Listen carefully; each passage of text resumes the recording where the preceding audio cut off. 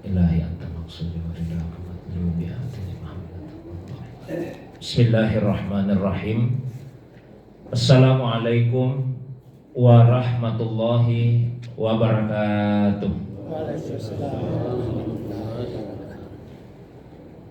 Alhamdulillahilladzi ansala sakinata fi qulubil mu'minin liyazdadu imanan ma'a imanihim walillahi junudus samawati wal ard wa kana Allahu aliman hakimah.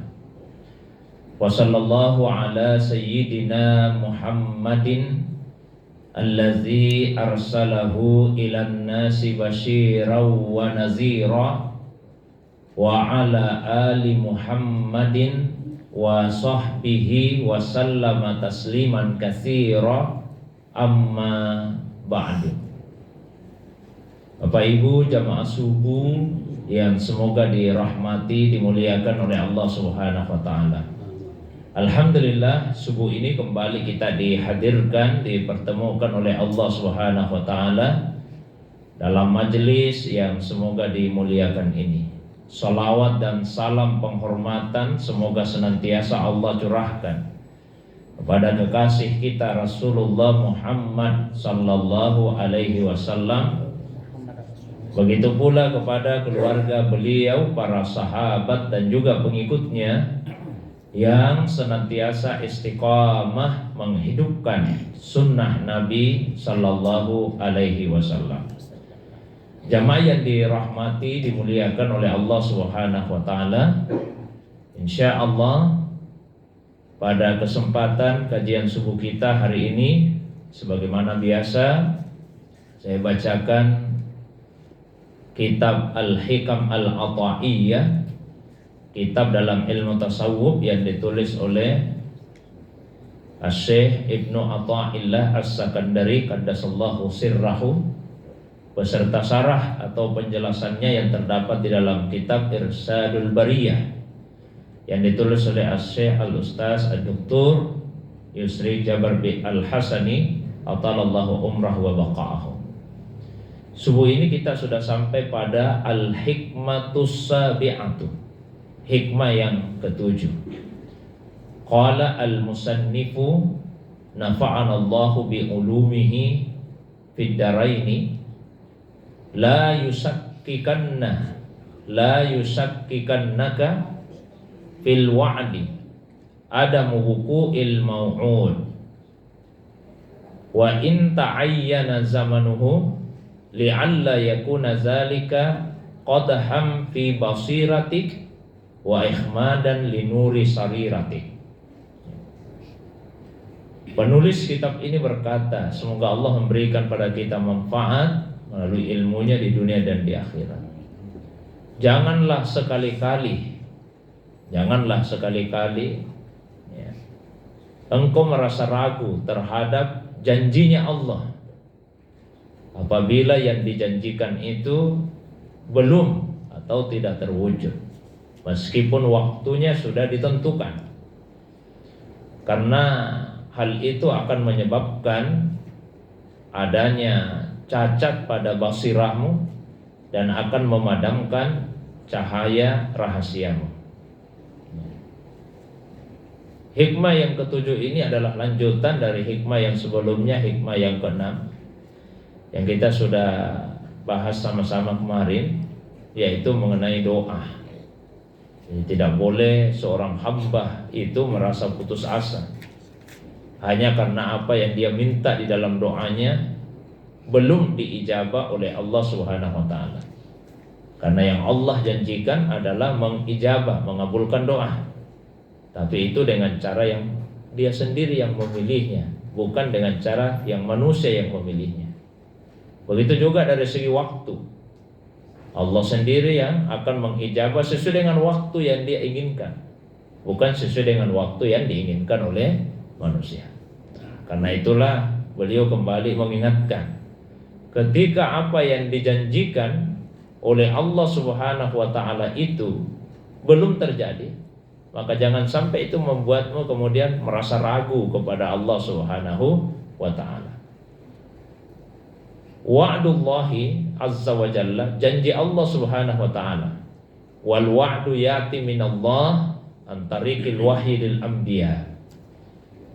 Janji dari Allah itu melalui beberapa jalur, melalui beberapa cara. Satu, melalui wahyu yang disampaikan oleh nabi-nabi Allah subhanahu wa ta'ala. Nanti kita akan lihat beberapa contoh apa yang Allah subhanahu wa ta'ala janjikan kepada para nabinya. Kemudian wal ilhami al mutaqarrir lil auliya. Janji Allah juga bisa melalui cara ilham yang berulang-ulang kepada para walinya. Wa ala lisani syekh lil muridin. Janji Allah juga bisa melalui lisan, melalui ucapan seorang syekh kepada murid-muridnya. Jadi itu cara Allah SWT menyampaikan janjinya, ya, bisa melalui wahyu, dan ini tentu janji Allah yang tertinggi jalurnya. Bisa melalui ilham yang diilhamkan kepada para walinya secara berulang-ulang. Bisa juga melalui lisan dari seorang syekh kepada muridnya. Fa iza wa'adaka Allah Ta'ala wa ta'akhkhara al-wa'du fala tatta'im rabbak. Maka jika janji Allah Subhanahu wa ta'ala itu kemudian ditangguhkan, belum terwujud, nah, janganlah engkau kemudian mencela Tuhan. Jangan mencela Tuhan. Faqad yakunul aibu fika wa minka.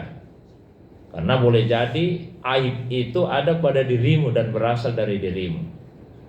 Ai wa'adaka azza wa jalla farakinta lil wa'di. Ketika Allah menjanjikan sesuatu kepadamu, maka kamu fokus kepada janji itu. Famana'aka al-wa'da rahmatan bika. Maka Allah kemudian mencegah, menghalangi janjinya itu justru karena rahmat kasih sayangnya Allah kepadamu. Kasih sayang dalam bentuk apa? Wa huwa subhanahu yuridu ka'alla tarkana li siwahu. Allah ingin supaya engkau tidak berpaling kepada yang selainnya. Fayamna'ukal wa'da hatta ta'uda ilaihi subhanahu bikamalil ibtikar. Maka Allah SWT kemudian menahan janjinya sampai engkau kembali kepadanya dengan sempurna menunjukkan butuhmu kepada Allah Subhanahu wa taala. Wa yujaddidu lakal wa'da. Maka Allah kemudian memperbaharui janjinya. Fa in raka'ta lil wa'di mana'aka. Maka jika fokusmu kepada janji, Allah akan menghalanginya. Wa illam tarkan tahaqqaqa liyutma'innaka. Tapi jika tidak kamu fokus kepada Allah, Allah akan mewujudkan janjinya untuk memberi ketenangan kepadamu. Jadi kita ini manusia, ketika membaca janji-janji Allah SWT, terkadang kita lebih fokus kepada janji itu daripada kepada Allah SWT.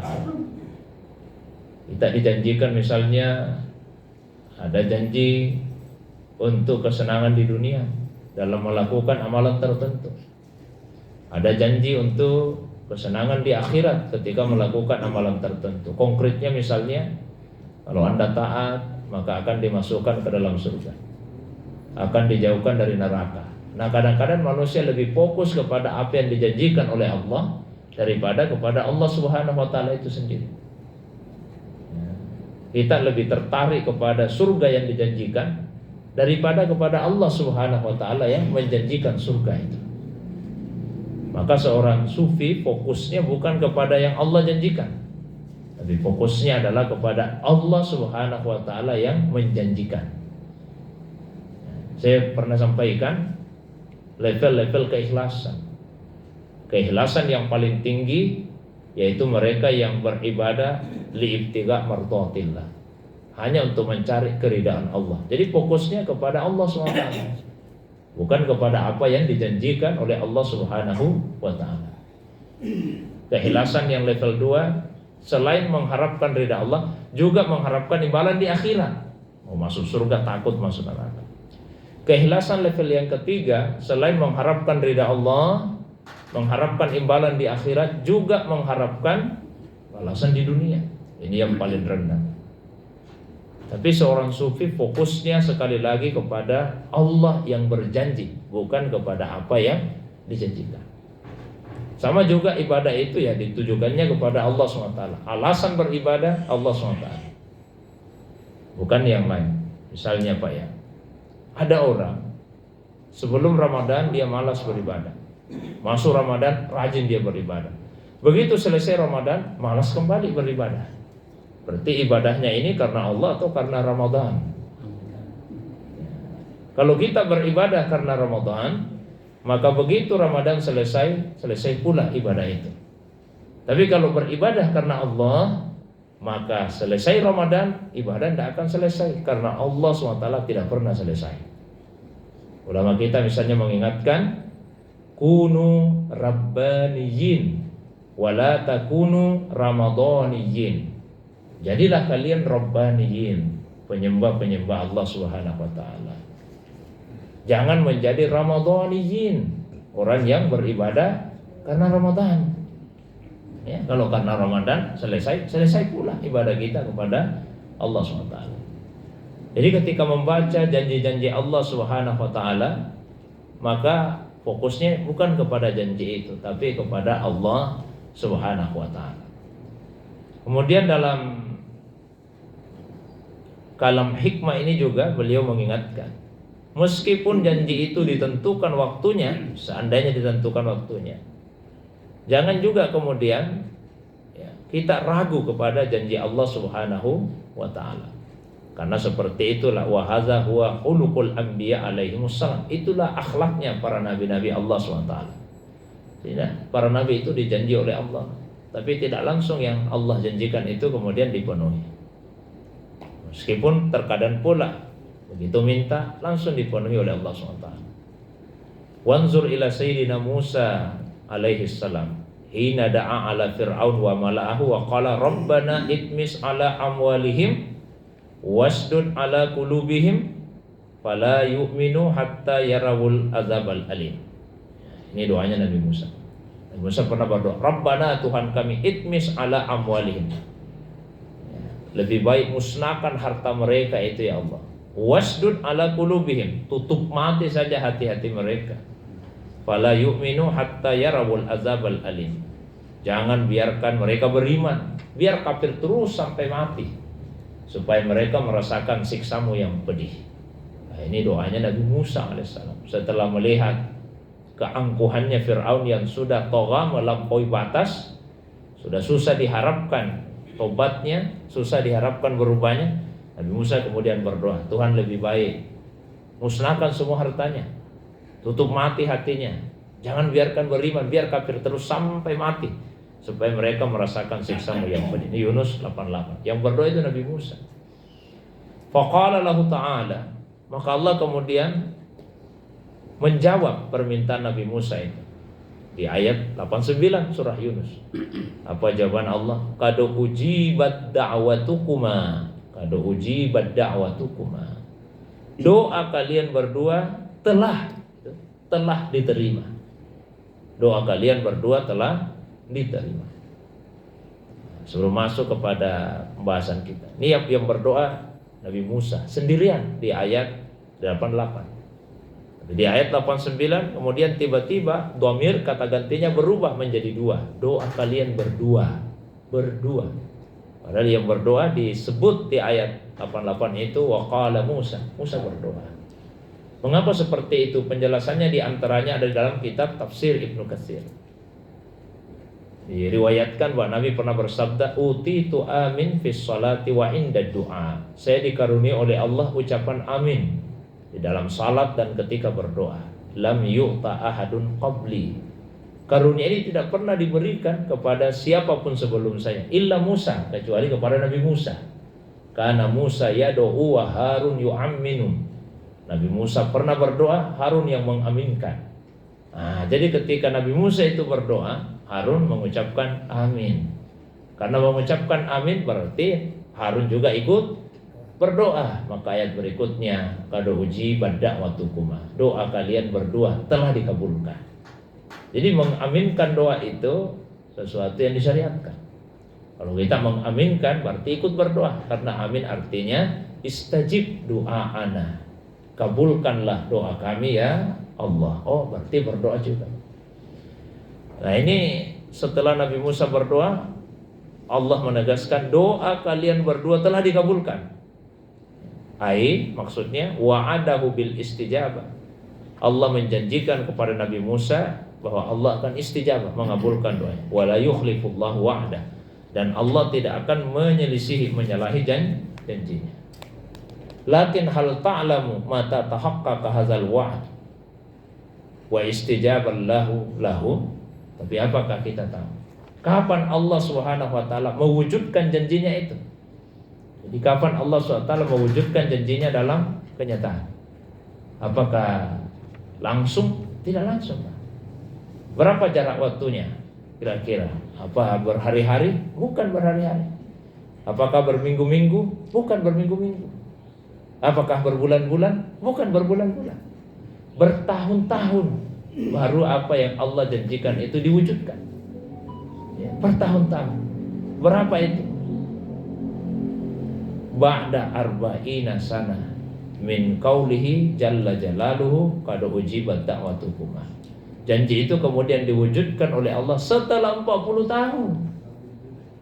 Setelah 40 tahun dari firman Allah itu, doa kalian berdua dikabulkan. Allah sudah mengatakan doa kalian berdua dikabulkan, tapi 40 tahun setelahnya baru yang diminta terwujud. Setelah Allah SWT berfirman tadi, qad ujibat da'watukuma, doa kalian baru dikabulkan, baru terwujud ini. Tahammalal idza min Bani Israil arba'ina sana. Bani Israel, umatnya Nabi Musa, bahkan menanggung penderitaan itu selama 40 tahun. Tapi apakah kemudian Nabi Musa berkeluh kesah? Tidak. Walam yakul, Nabi Musa tidak pernah berkata, ya Rabb ainal wa'd, Tuhan mana janjimu? Li'annahu arifun billahi azza wa jalla, karena Nabi Musa mengenal Allah. Wa annahu la yukhliful mi'ad, dan dia yakin bahwa Allah SWT tidak akan menyelisihi apa yang dia janjikan. Satu contoh. Contoh yang lain, wa sayyidina Yusuf alaihi salam lamma ra'ar ru'ya wa qassaha ala abihi.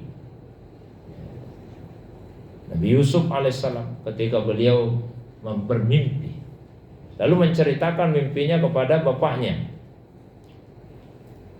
Nabi Yusuf bercerita, inni ra'aitu ahada asyara kaukaban wasyamsa wal qamara ra'aituhum li sajidin. Saya melihat ada 11 bintang, kemudian matahari dan bulan, saya melihat mereka sujud kepadaku. Faqala lahu abuhu sayyiduna Ya'qub an-nabi alaihi salam allazi taqallama bi amri rabbih. Lalu kemudian bapaknya Nabi Ya'qub alaihissalam kemudian berbicara, dan beliau berbicara dengan perintah Tuhan. Apa? Wa kadzalika, ya, demikianlah yajtabika rabbuk, Tuhanmu akan memilihmu. Tuhan akan memilihmu. Wa yu'allimuka min ta'wil ahadits, dan akan mengajarkan kepadamu pemahaman terhadap mimpi-mimpi, pemahaman terhadap kejadian-kejadian. Wa yutimmu nikmatahu alaik, Allah akan sempurnakan nikmatnya kepadamu. Wa ala ali Ya'qubah, dan kepada keluarga Ya'qub.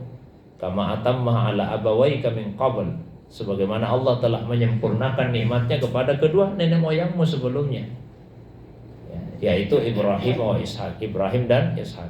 Inna rabbaka alimun hakim, sesungguhnya Allah SWT maha mengetahui dan maha bijaksana.